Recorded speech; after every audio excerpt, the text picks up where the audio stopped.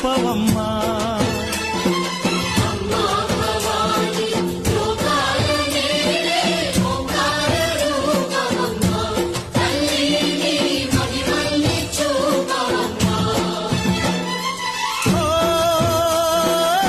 సృష్టికే దీపమా, శక్తికే మూలమా, సింహరథమే నీదమ్మా.